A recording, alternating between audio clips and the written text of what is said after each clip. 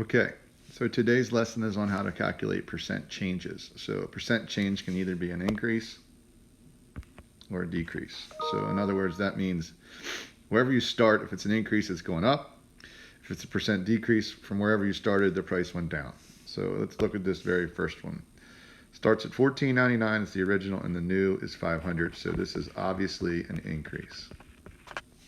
No matter what you do here, an increase or a decrease, they're always done the same way. So the first thing we need to do is figure out how much did this price go up. So 500 minus $14.99 gives us 485.01.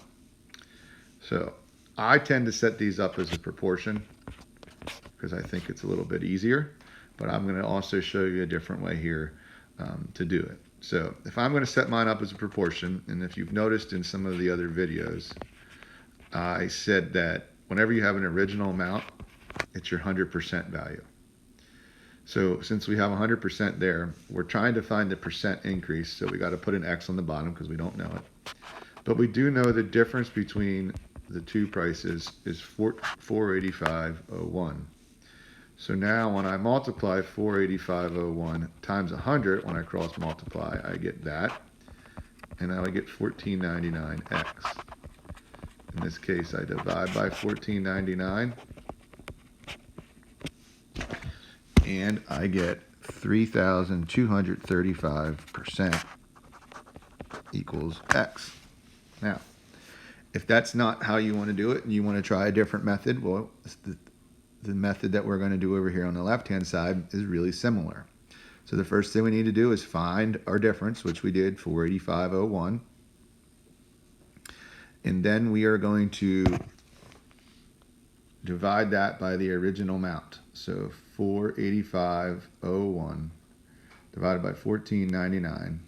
So I'm going to divide this by 14.99, and that gives us 32.35. Now, that's not a percent, so I have to multiply it by 100, which gives me 3,235%. Okay. The second example is the original price. If I can get this thing to right.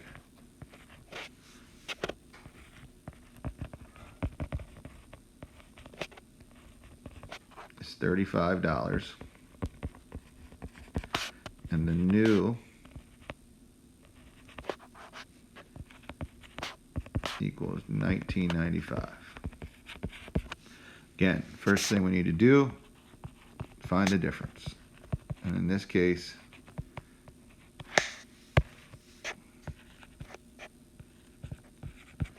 it is 15.05 as our difference. So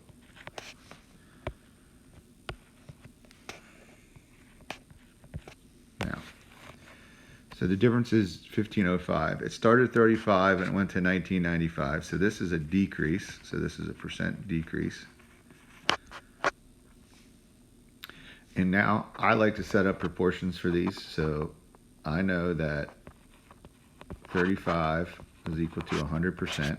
We don't know the percent of the decrease, but we do know that the difference is 15.05.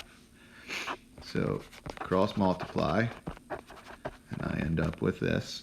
15.05 times 100 gives me 1,505. 35 times x is 35x. Divide by 35, and I will get x equals 43%. If I'm going to do it the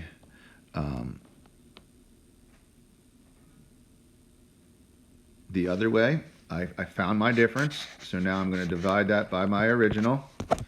So 15.05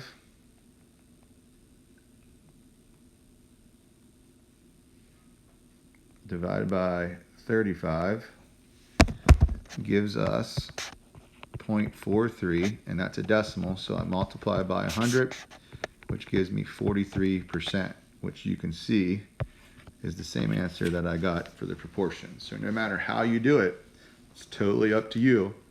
I prefer the proportions because then I don't have to convert a decimal to a percent.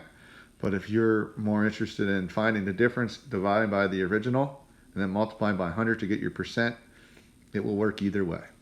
So it's totally up to you how you do it.